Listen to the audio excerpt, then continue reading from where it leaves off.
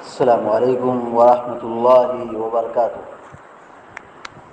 الحمد للہ رب العالمین والعاقبۃ للمتقین والصلاة والسلام علی اشرف الانبیاء والمرسلین نبینا محمد وعلی آلہ وصحبہ اجمعین وبعد۔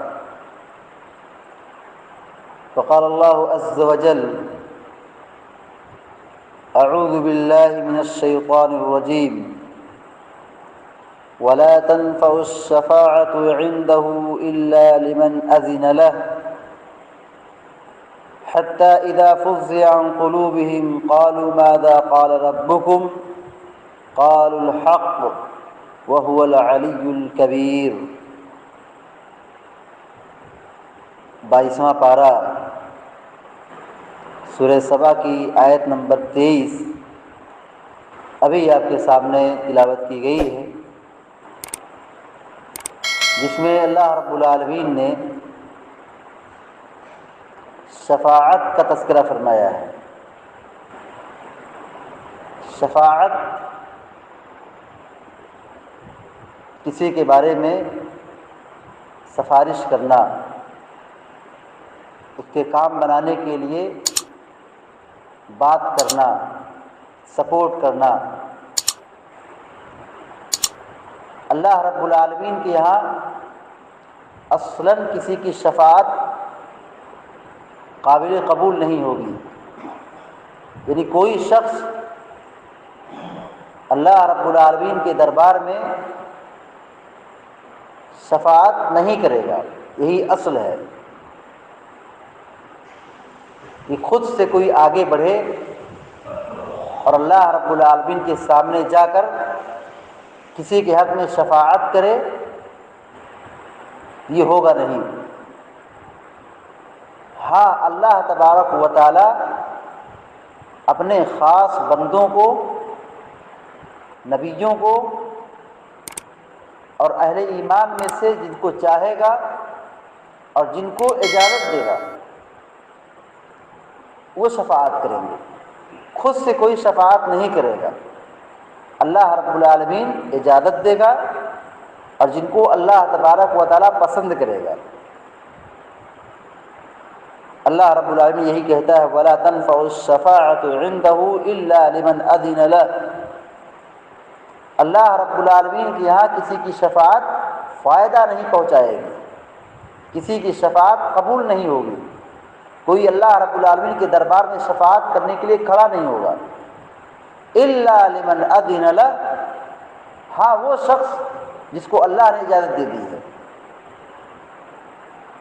جب قیامت قائم ہوگی، حشر کے میدان میں سب لوگ جمع ہوں گے، ابھی ابتدائی مرحلہ ہوگا، حساب و کتاب کی شروعات ہونے والی ہوگی، اس سے پہلے ہی سارے لوگ پریشان ہو جائیں گے، سارے لوگ پریشان ہو جائیں گے، پسینے میں سرابور ہو جائیں گے، سورج بالکل سر پر ہوگا، نفسی نفسی کا عالم ہوگا، انتہائی سخت دن ہوگا۔ لوگ آدم کے پاس جائیں گے کہ آدم جائیں، اللہ رب العالمین سے کہیں کہ حساب و کتاب شروع ہو جائے۔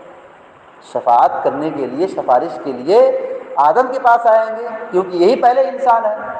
آدم علیہ السلام کہیں گے نہیں، میں نہیں جا سکتا ہوں، میرے پاس طاقت نہیں ہے کہ میں جا کر کے اللہ رب العالمین کے دربار میں شفاعت کر سکوں۔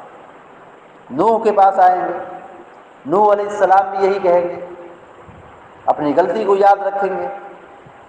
لوگ ابراہیم علیہ السلام کے پاس آئیں گے، ابراہیم علیہ السلام بھی یہی کہیں گے میں طاقت نہیں رکھتا۔ لوگ عیسیٰ علیہ السلام کے پاس آئیں گے، عیسیٰ علیہ السلام بھی یہی کہیں گے کہ میں طاقت نہیں رکھتا ہوں۔ وہ کہیں گے محمد صلی اللہ علیہ وسلم کے پاس جاؤ۔ بالآخر لوگ بڑے بڑے نبیوں کے بعد جانے سے کوئی ان کا راستہ نہیں نکلے گا، بالآخر اللہ کے رسول صلی اللہ علیہ وسلم کے پاس تشریف لائیں گے۔ اللہ کے رسول صلی اللہ علیہ وسلم شفاعت نہیں کریں گے، اللہ رب العالمین کے پاس جائیں گے اور لمبا سجدہ کریں گے، اللہ کی خوب حمد و ثنا بیان کریں گے، اللہ کی تعریف بیان کریں گے، خوب لمبا سجدہ ہوگا۔ اللہ رب العالمین کہے گا ارفع رأسک یا محمد سل تعطى واشفع تشفع، محمد کیا چاہیے مانگو، شفاعت کرو تمہاری شفاعت قبول ہوگی۔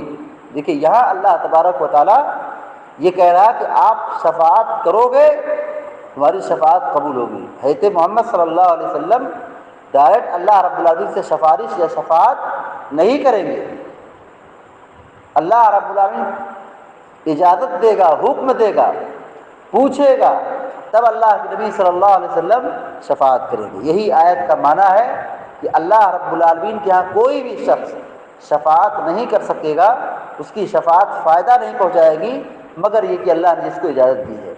تو اصلاً کوئی شفاعت نہیں کرے گا، کسی کی شفاعت اللہ کے ہاں قبول ہی نہیں ہوگی۔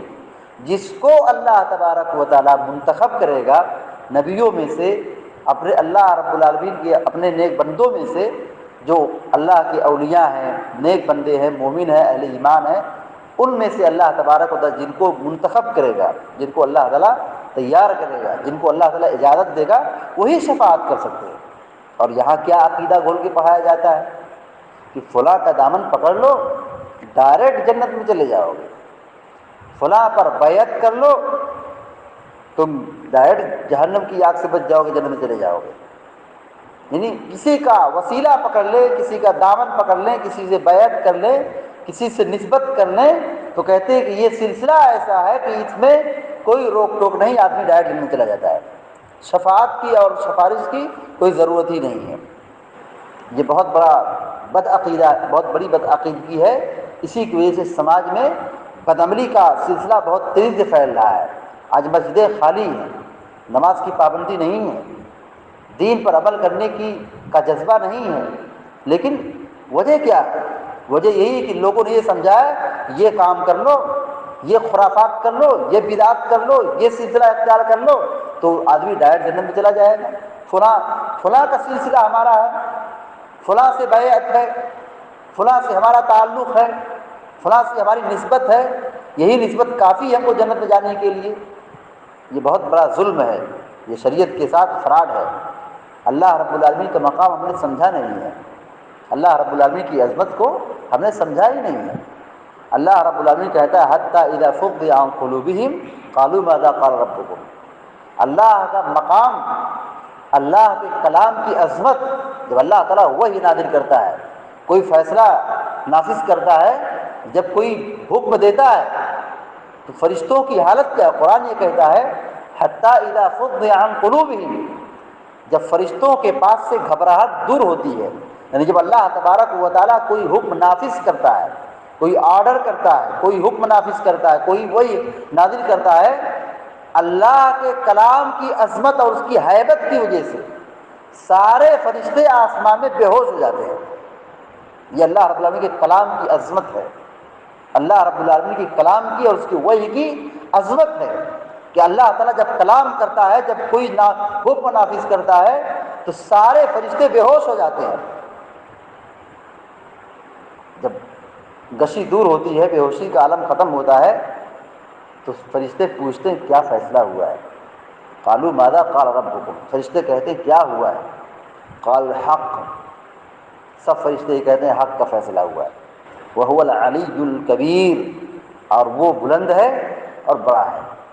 تو اللہ رب العالمین کی عظمت اور اس کے کلام کی عظمت اور اللہ رب العالمین کا مقام، یہ ہم سب کو سبق سکھاتا ہے کہ ہم اس عقیدے پر قائم رہیں کہ اللہ تبارک و تعالیٰ ہی اکیلا معبود ہے، وہی جو فیصلہ کرے گا وہ مستحکم ہے، اسی کے حکم پر ہم کو چلنا ہے، اسی کی اطاعت و پیروی کرنا ہے، اسی کی بندگی کرنی ہے، اس کو چھوڑ کر کسی کو شریک نہیں ٹھہرانا ہے۔ اور اللہ رب العالمین سے ملاقات کے وقت اللہ رب العالمین کے دربار میں کوئی کسی کی شفاعت نہیں کر سکے گا، بتاتے خود کوئی کسی کی شفاعت نہیں کر سکے گا، کسی کی شفاعت قیامت میں فائدہ نہیں پہنچائے گی۔ اللہ تبارک و تعالیٰ اپنے بندوں میں سے، نبیوں میں سے، ولیوں میں سے کچھ لوگوں کو منتخب کرے گا، وہ شفاعت کریں گے۔ کن کے حق میں شفاعت کریں گے؟ وہ بھی اللہ رب العالمین کی اجازت پر ہے، ہر ایرے گہرے نتھو خیرے کے حق میں نہیں، اللہ تعالیٰ جن کے بارے میں حکم دے گا کہ ان کے حق میں شفاعت کرو۔ دعا رب العالمین سے کہ اللہ تبارک و تعالیٰ ہم کو، آپ کو اور سارے مسلمانوں کو حق بات کو سمجھنے اور اس پر عمل کرنے اور اس کو عام کرنے کی توفیق عطا فرمائے، آمین یا رب العالمین۔ اقول قولی ھذا واستغفر اللہ لی ولکم ولسائر المسلمین فاستغفروہ انہ الغفور الرحیم، وصلی اللہ علی نبینا محمد وعلی آلہ وصحبہ اجمعین۔ السلام علیکم ورحمۃ اللہ وبرکاتہ۔